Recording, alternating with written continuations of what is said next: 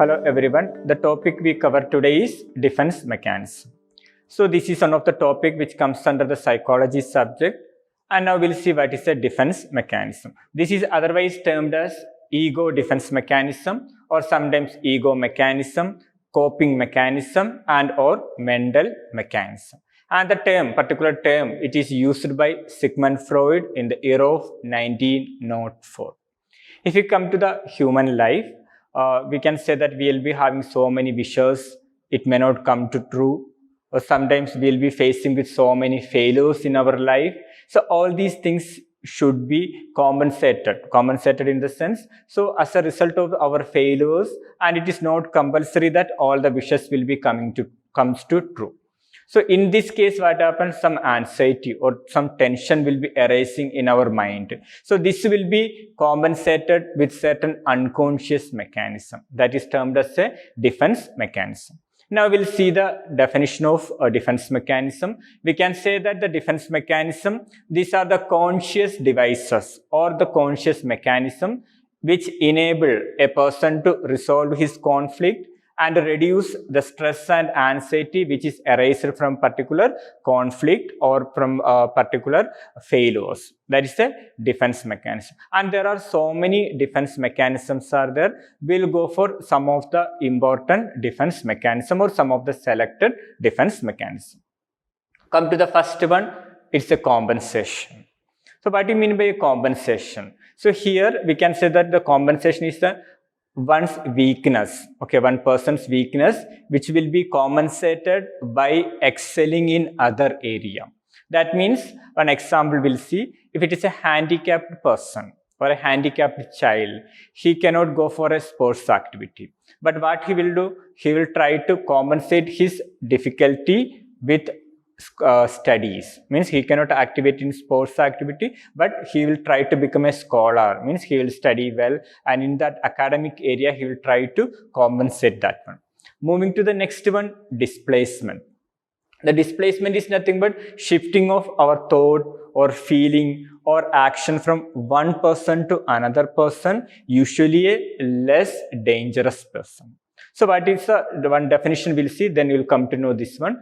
Suppose a student, he failed in an examination, but he cannot show his anger towards the parents or towards the teacher. So usually what he will do, he will be showing his anger towards his younger sister or younger brother when they ask regarding that particular result. That we can say it is a displacement. Come to the next one, rationalization. That we used to do, daily life we used to do this rationalization. It is nothing but giving excuses. Or in another simpler way, we can say it is a sour grape attitude.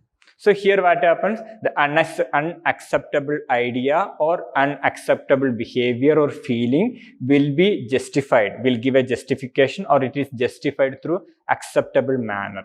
One example, if you see, imagine a lady, she had spent so much money for her shopping. When she come back, the husband may be asking, why you spend this much money? She may be telling that this particular cloth, afterwards I won't get it, and it was for a reduction sale. Like that, she tried to justify or she tried to give some excuses. That we can say example for rationalization.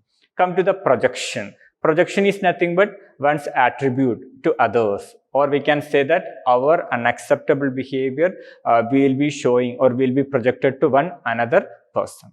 See one example, a boy, he failed in examination. So he won't say that I didn't study, that's why I failed. He may be saying that the teacher is not good or the lectures are not good. So like that, he will be projecting his mistake on another person. That is a projection, we can say. Come to the another important one, that is day-to-day we are using, repression.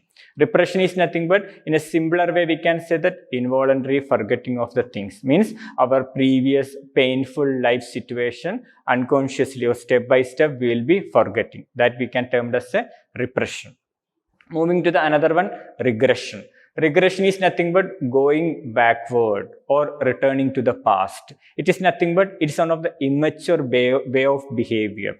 So one example, if you say the person is a grown up, still if he is suffering with some of the problem or he is having a tension, what happens? He may try to show like crying spells will be there, or the person will be having some immature behavior like thumb sucking or nail biting, such type of behavior the adult person may be showing. Or we can say that fetal position during the sleeping. So all these things we can say as a regression. Then the next one, conversion. The conversion is nothing but, it is commonly seen with the females. Conversion is nothing but whenever the person is having an anxiety or tension, it may be converted into the physical symptom. Physical symptoms in the sense the person may be saying that I am having severe headache, or I am having abdominal pain, or I am having breathing difficulty. If you go to the lab investigations, it says that the person is normal. And usually the children will be using the morning, if you are making ready of the child for school, the children will be telling that mama, I am having severe abdominal pain, I don't want to go for school. So all these things we can say it is a conversion type of defense mechanism. And the next one, it's a reaction formation. So in the reaction formation, we can say that the unacceptable repressed behavior will be expressed through an opposite acceptable behavior. So one example you will see, one lady, she doesn't like her mother-in-law, but she won't show that one. She may be saying that my mother-in-law will be very good. That unacceptable behavior she is showing as an opposite acceptable behavior. That is a reaction formation. Come to the next one, denial. Denial is nothing but the unacceptance of unpleasant reality. The unpleasant reality, initially the person may not be accepting. That is termed as a denial. So usually it is very common with us. Suppose if we are diagnosing with any chronic disorder, or if any of our loved persons are expired, so initially we won't believe that one. We are not ready to accept that one. So that is termed as a denial type of defense mechanism. So these are some of the selected defense mechanism or coping mechanism, and this will be helpful for adjusting with our stress or conflict in our day-to-day life. Okay, that's all for today's class. This is Vishan signing off till we meet the next class. Thank you.